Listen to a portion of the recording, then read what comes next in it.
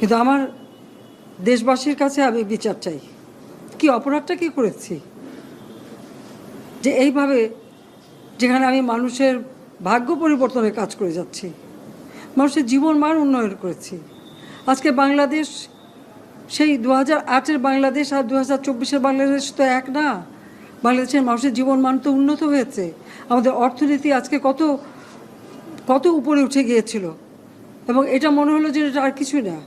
এটা আমাদের অর্থনীতিকে সম্পূর্ণ পঙ্গু করে দিয়ে বাংলাদেশকে আবার ভিক্ষুকের জাতি করে দেওয়া, এটাই বোধহয় এদের পিছনে ষড়যন্ত্র। সেটাই হচ্ছে সবথেকে দুঃখজনক, যে দিন রাত অক্লান্ত পরিশ্রম করে বাংলাদেশটাকে যখন একটা জায়গায় নিয়ে আসলাম, আজকে সেখানে দেখি এই একদিকে জ্বালা পোড়া সব কিছু। ঠিক যে প্রতিষ্ঠানগুলি মানুষের সেবা দেয়, আজকে মেট্রো রেলে চড়ে মানুষ কত অল্প সময়ের মধ্যে সময় বাঁচিয়ে কর্মস্থলে পৌঁছাতে পারতো, আবার